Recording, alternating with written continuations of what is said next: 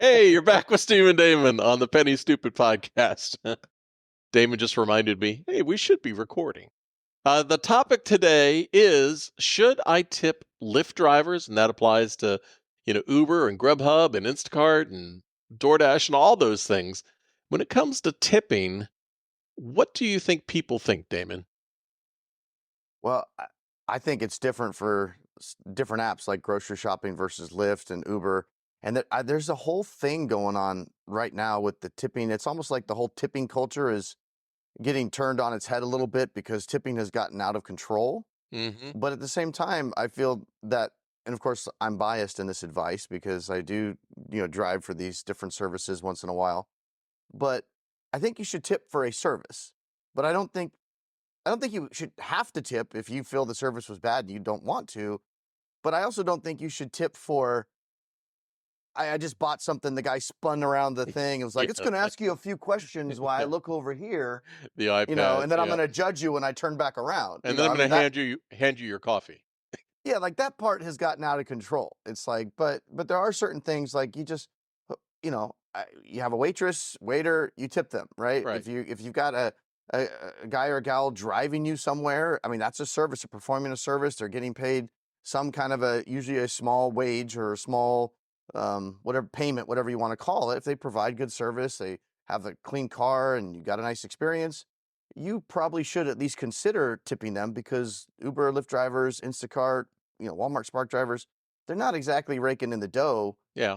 In fact, a lot of these services, they eh, eh, they essentially expect the tips to supplement the driver's income. Like most Yeah, of these but drivers wouldn't make it if they weren't making any tips. But here's where it gets tricky because we talked recently about DoorDash's earn by time.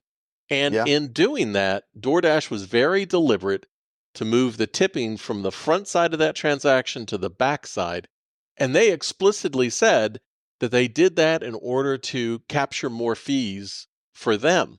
And now you yeah, have other apps like Walmart Spark, being a Walmart person that orders groceries on Walmart and has them delivered. Their tipping thing is actually pretty interesting because it's slanted more towards 0, 5%, or 10%. And then you can always put in a mm, custom amount, but it's pushing people to like almost not tip at all. And I can see from the store's point of view, they want to try to keep the price down as low as possible. DoorDash wants to recoup as much as possible. So that leaves it up to the individual. Now, what really irritates me or frustrates me about the new DoorDash Earn by Time is if somebody puts a tip in and you're the driver and you're doing Earn by Time, you don't see that ahead of time. So it becomes, what's the incentive for me to tip if I'm not going to, use it as a bribe to get my food fast? I appreciate the service, but it's hard to perceive getting a real benefit out of that. yeah. And you're talking about the new thing they're doing over in New York, where they're trying to prevent customers from pre-tipping, where you can only now tip at the end. They're starting to roll that out. Yeah, that's going out across the country. So it's rolling out in other places as well, Well, I mean, I see both sides of it. From DoorDash's standpoint, they don't want the customer to feel pressure right? and feel like they also don't want a service where the customer feels like if I don't tip, I'm not going to get my food. Because at the end of the day, the whole point is, hey, there's this convenience that I'm paying, in my opinion, an awful lot of money for. I mean, DoorDash charges a lot of money. Now, Hmm. I think this is a DoorDash problem, not a consumer problem. It shouldn't be put on the consumers. And what most consumers don't realize though is, even if though you're paying a $15 fee to get your Happy Meal or whatever, that DoorDash might be offering that driver $2 Right, right. The base to pay. take you that meal, and it could be 4, 5, 6 miles away. They're having to drive in their own vehicle, and they may have to be waiting in the store. It could easily take them 20, 30 minutes. Even if it's close, doesn't mean they're going to be there in 2 minutes, and they're driving their own vehicle, using their own gas, and DoorDash might only throw out $2 for Yeah, that. I And like how the apps are going, you get all the tips, but yeah, we're kind of going to make it hard to tip. Now, I agree with you too. There's a perception problem with the end user, the customer that's placing this order, because what am I getting for my tip? I understand the whole yeah, concept, I applaud the driver, all that stuff. I'm not saying don't tip, but as somebody does this month after year, and they just expect that food's going to be easily delivered. It's not a luxury anymore. It's just the way it is. Yeah. What's the added value? Sorry, got a little chest cold, but the I think that a big part of the problem, because we could talk about like say DoorDash compared to like Lyft and Uber. Mhm. Because Lyft and Uber, you don't pre-tip. You know, when you get an Uber ride, you never pre-tip, right? It's not like that. This is kind of a phenomenon with food delivery, like Walmart Spark and excuse me, and DoorDash. But the problem is with Lyft and Uber, you're evaluating that ride just based on that base pay that you're going to get from Yeah. Lyft and Uber because you're hoping you're going to get a tip. But you're going to look at that and you're going to say, but Lyft and Uber will typically pay more per mile than DoorDash's base pay because if they don't, most drivers just won't go get the ride. And then a tip is kind of as it should be. A tip is at the back end and it's a bonus. For It's the not service. required. Right. And if the rider has a good experience, they'll give you a tip. And so the problem now, though, is that most consumers are kind of conditioned with DoorDash that they need to pre-tip to get their food. Right. And unless DoorDash is going to dramatically increase how much they're going to pay on the base, like I wouldn't go take a $2 order. Like if I do DoorDash, I look at that. If it's not at least $10, Yeah. I unless it's a rare circumstance, I won't even consider it. If it's not 10 bucks, I'm not moving the wheels for less. I've got 5 different apps going because inevitably, even if it's good from a dollars per mile standpoint, oh, Mhm. it's they're going to pay, whatever, $5 to go 2 miles. Oh, that's great. Most of the time, that's going to suck because it's going to take 15 to 20 minutes. I don't care how close it is. By the time you do it all and you get back to Yeah. where you can take the next, it's 15 to 20 minutes. You take a $5 order. I don't even care if it's 2 miles away. Dollars to miles look great. That's it. There's only $5. If that takes you 15 or 20 minutes, at best, you're making 15 to $20 an hour. If you get 3 more Yep. or, back to back to back, which rarely happens. So I'm not going to take an order that's less than 10 bucks if I'm out there trying to make $30 to $40 an hour. Taking a $5 order makes it impossible for me to reach my goal, so I won't do it, right?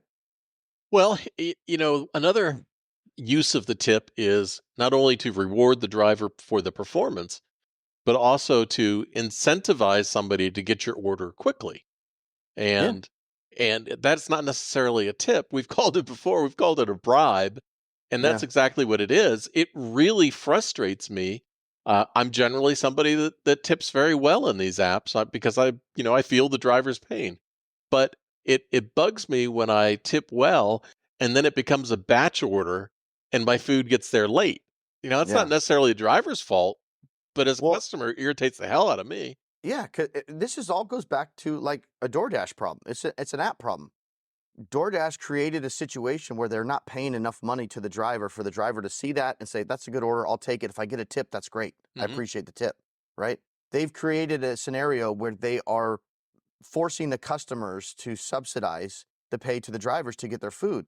That's all on DoorDash. DoorDash created that situation. Whereas if with Lyft and Uber, they pay at least enough to where there's going to be drivers that will take those rides, right? And then the tip is just extra. So DoorDash created that problem. The only way DoorDash can be able to fix that is to increase the base pay to the point where a driver will say, "Hey, I'll go take that order and I hope I get a tip." What DoorDash is going to try to do is just say, "Oh, you try to get a tip and here's go do this 5 mile order for $2." Right. The Yeah, we're gonna pay you by time and, say a little prayer that you're gonna get a tip on the back end. But, what's your experience with Lyft? Have you noticed a difference in the way people tip? So Lyft up until recently has been great. I don't even barely drive Lyft anymore because they got rid of the middle category, the Lux category, which is where I used to make all the money, and it was pretty good money. And now, their rates again, they're not paying enough for me to want to drive for them Yeah. at all, other than a black ride. The problem with black ride is those rides are few and far between, so there's no way I could just sit there and do Lux Black only. If I'm going to go out there and drive, I'd be sitting in the parking lot or airport queue for 2 3 hours waiting for a ride. So I don't really drive for Lyft anymore. I've found other apps that pay better, and I'm driving Walmart Spark and even DoorDash. But again, I'm cherry picking all these apps. I'm not just sitting on one app. I'll go out, and you know this. Yeah. I'll go out and I'll always have 4 different apps going, and I will absolutely cherry pick for those pre-tip rides. And then with Lyft, I don't even leave it on regular. I won't drive regular Lyft, and I won't even drive Lyft Extra Comfort because that's a joke. as far as pay goes, and I'll just leave it on black. And every once in a while, a couple times a week, I'll get a black ride. And hopefully, I'm not in the middle of a food delivery. I could go take that one if I'm going to do it. But I've found other ways I can make the money I used to make just driving Lyft. Yeah. 90%. Well, Lyft changed the rules, and it's their prerogative to do that. And they said, "Hey, we're going to change the rules. We're going to cut your pay by 50%, and we want you to drive for this much." And I went, "No, thank you. Well, are I people want to do do you something else." notice a change in tipping with those people? The rides that Honestly, you are I taking? haven't done enough rides to. I don't even do those rides, so I couldn't tell you. I know they would have to. The tipping would have to get a lot better Mhm. for me to take now extra comfort rides, which are supposedly the new Lux. Yeah. For me to make the same amount of money with the same time invested in the same miles as before, the tips would have to be phenomenal, much better than they usually are in order to just make up for what Lyft took away. But Lyft is banking on the fact that they can get new drivers whenever they want, Oh, yeah, you're and disposable. they'll be drivers that will, you know, a more experienced driver is going to say that pay sucks. I used to make more. I don't want to do that, but they don't care. They'll have a new guy that comes in that doesn't have the experience of. Yeah. They used to pay twice as they used to pay $50 for this airport run, and now they're paying 26. They won't have that to compare it to, Yeah, they so don't they'll know just any say, better. "Oh, $26. Oh, it's 30 miles. Oh, that's not bad. That's almost $1 a mile. Maybe I'll get a tip." But this is supposed to be the medium platform, and then regular Lyft is even worse than that. So it's at the point where you can't drive a nice car on the Lyft platform or Uber. If you have a nice car, that's expensive to operate, expensive to maintain. Unless you're driving exclusively on the black tier, you cannot drive a nice vehicle on regular Lyft, regular Uber. You got to get a beater, or it doesn't have to be a beater, but it has to be a paid off, A car that gets really cost-effective good. car, yeah. Yeah, like a Prius or something that you're going to get 300,000 miles out of it. Don't wash it because you don't make enough money to wash the damn car, you know. Well, you got another app that has a very interesting tip approach, DeliverThat. So you're getting Yeah. a percentage of pooled tips. So you're not actually being specifically rewarded for the service that you offer. How's that working out? So that one, every system's going to have pros and cons, right? There's never going to be a perfect system Right. for everybody. There's so with Deliver That, it's they pool all the tips. So you essentially know ahead of time that you're pretty much guaranteed to get somewhere between most deliveries are somewhere between I think $22 and $27 Mhm. as a tip, and then the base pay on those usually $8 to $10 if it's a much bigger. And these are catering deliveries. Mhm. So I know I'm usually getting somewhere between $30 and $35. So when I'm accepting a gig, I just kind of know that going in. I'm probably going to get 30 to $35. And the tips are just all pooled. There's pros and cons to that because on one hand, if you get a big catering order, and I've asked them directly, Yeah. so if I get a big catering order and it's an $800 order and I've got just food for days that I'm stacking in my car and it's taking forever, I'm getting. 70 burritos. Yeah, and I'm getting my base 10, $12 or whatever it is, and sometimes I'll pay a little more for mileage if it's, 10 miles or whatever, but not much, like $1 here and there. Mhm. The problem with the big orders though is now you're doing all this extra work. It might be 3 floors up that you have to deliver all this to, multiple trips up and down to the car from the business or whatever it is. But so that person might, if they do a 20% tip and it's an $800 catering order, that's a $160 tip. Yeah, that you're not You're gonna not see. you're not going to get the 100. It's just going to go in the pool. And then the guy that rolled in got the $200 order at Yeah. Pizza Hut or whatever, and He's in and out. it's one bag, boom, I'm gone. Okay, $200, whatever. Here's 10 pizzas, whatever it is. A lot easier, drop them off. Well, I get the same tip as the guy that did the $900 order, and he worked a lot harder. So now that incentivizes you to look and say, well, I don't want to do any big catering orders. I'm going to make the same amount of money. I'd want to cherry pick and only do the $200-300 ones because that's maybe one trip from the car up there. Well, So okay, now what about food delivery? You have had these are not going to be the exact numbers, but let's say 96 items and there's a $5 tip on that order. oh, you mean Y- like an Instacart or something like Yeah, that? nobody's going to want to go pick 96 items for $8, base pay. Well, so Instacart does it very similar to what DoorDash does, although DoorDash might be moving away from that, where you get the bribe, right? It's Mhm. it's a pre-tip. And and and we've talked about this before where, if you go and you're going to shop for Instacart, again, I cherry pick the hell out of it because you'll get some offers that'll be like "Oh, $35." You go, "Oh, $35." And you go and look, and it's like, "Oh, well, you gotta buy, 80 items, shop for 80 Yeah. items at the grocery store." And then they'll batch them. Sometimes you'll get the one, which is the unicorn. If you just gotta do one shop for one person, make one delivery, that's great.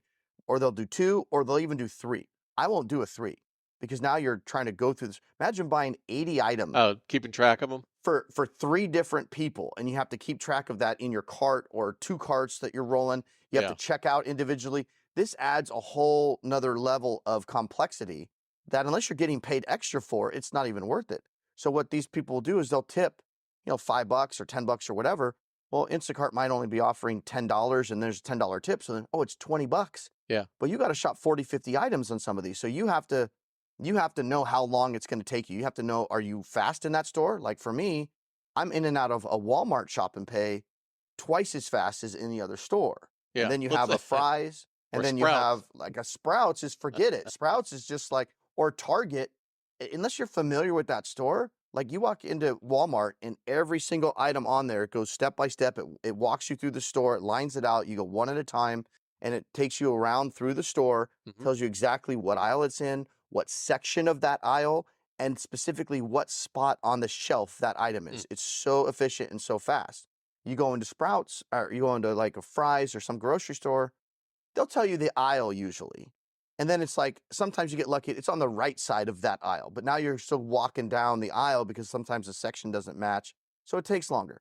You go into a Target, it just says, buy this, and you get a picture of it. Yeah. And Well, you got to know where the hell to go to find that because it's not telling you aisle or anything. well, But that takes longer. You got to factor that in if you're going to accept that order. well, here's a customer shopping experience because this happened to Pam.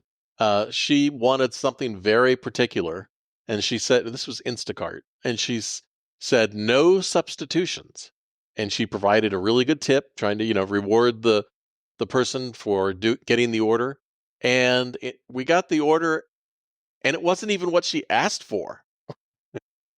I wonder if you can Uh-huh. retroactively go in and go, hey, I want that tip back. Yes, you can. Yeah. You can actually. You have a certain amount of time to adjust the tip.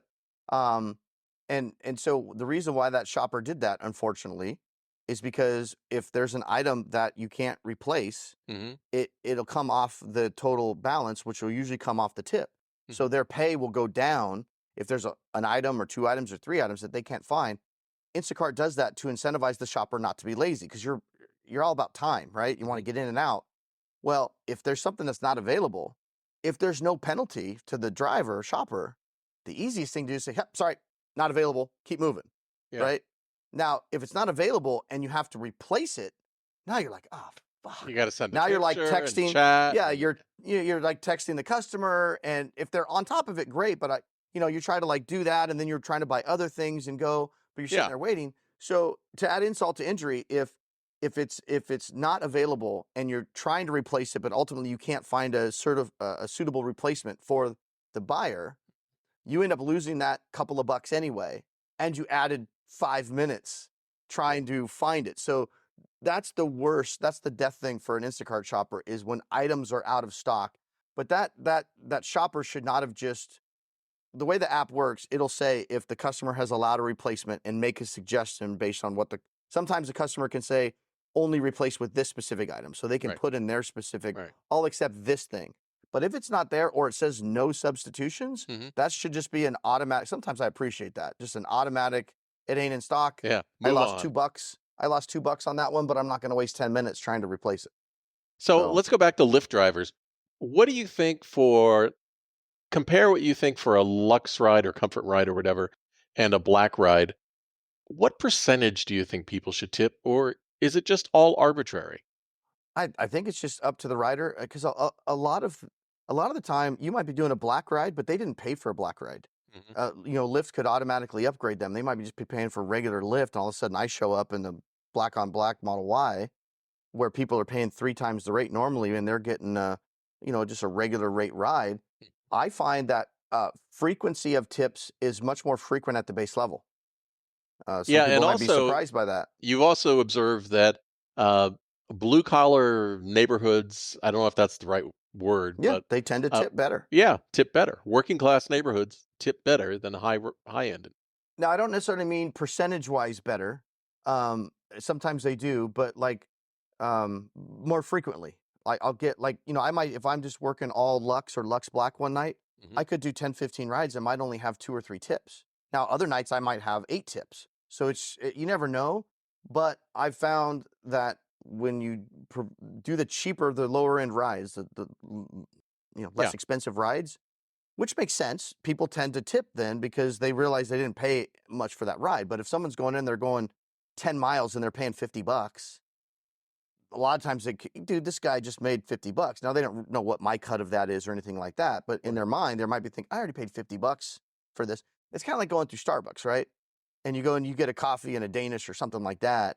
And you're like, dude, I just paid 12 damn dollars for some some coffee with some shit in it and like a cinnamon roll or whatever it is. And it's just like, dude, I don't want to tip on top of that. But that's where everything has gone. Like same thing with Instacart, when you especially if you move the tips to the back end. But again, I don't think any of these apps should take away a customer's ability to tip. I don't think they should take away a customer's ability to pre-tip if that's what they want. If they say, "Hey, look, I want to pre-tip because I know that's going to make it more likely someone's going to get my food Right. and that's what I want." Why not let them do it? And I've read that Lyft, Uber probably does it too, but Lyft even limits the amount of tips that it will let somebody tip. Like if it's too much money, Yeah. Lyft will say, "No, the max you can tip for this ride is X," and then that's all Well, they can tip. you had an interesting experience last week. I think it was a DoorDash run that you did where you were delivering to somebody who was actually a DoorDash driver. Yeah. Yeah. And he gave me a nice $10 tip on top of the couple of bucks he'd already tipped in the app.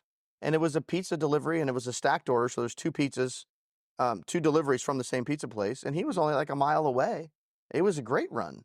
So, I mean, if you cherry pick, you can, and we talked for a little bit. I was telling him about Walmart Spark and some things, but you got to learn to cherry pick. You cannot rely on these apps. And if you get into a situation where you're relying on tips, like if you don't get a Hmm. certain percentage of people tipping you, you're not going to make your bills. That's not a good strategy. Tips should always be looked at as extra. And even when they're pre-tipped, I look at them as extra in the sense that, well, if there's no tip on it or it's a very small tip, I'm not going to go do it. I'm going to wait for something else to come in. But if you're not doing multiple apps, you don't have that luxury. You feel like, well, I don't want to waste an hour sitting here in the parking lot Right. making zero. And you start to justify in your mind, well, this $5 order is better than nothing, so I'm going to Hmm. take it. That may be true if your parameter is just for this app. But if you have 5 different apps going and you say, "Oh, Yeah. that's a $5 run. I screw that. This guy just offered me 15, and that's a good run based on the miles or whatever." Well, then you go do the Uber Eats, and then a DoorDash wants to throw you something when you're already on the Uber Eats run. If it works, then you grab that at the same time and you double up on the miles. What's your takeaway on tips? I think if they provide a good service, you should tip. I think if it's food delivery, the way it works right now, like it or not, the more you tip, especially because it's a pre-tip, the more likely it is you're going to get your food. You're going to get it while it's warm. Now, if you don't like that, go get your own damn food. That's just the way. That's just the way the food delivery works right now. If you don't provide, you can sit there and be all righteous as a consumer. Oh, I already paid DoorDash $10. I'm not tipping. That's your choice. You can do that. Guess what? It's going to be cold when you get it. That's just the way it is. Blame DoorDash. Don't blame the driver. Drivers don't want to drive for $2. I mean, some of these runs that DoorDash gives you, you look at that and you go, that's barely going to cover gas if I did that. I mean, it's ridiculous. Yeah, Pam and I ate out the other day, yesterday, I think, and we decided we were going to put our asses in the car and get our own damn food. Yeah. Yeah, but it's DoorDash's problem to solve. It shouldn't be put on the customer to force them to tip, and it shouldn't be put on the driver to be doing and do this earn by time crap and be making $2 for deliveries in your own car. Yeah. It's ridiculous. It's a DoorDash problem. So ultimately, maybe the DoorDash model doesn't work. We'll see. We'll see what works. All right, Damon, thank you so much. I will see you next time. Peace.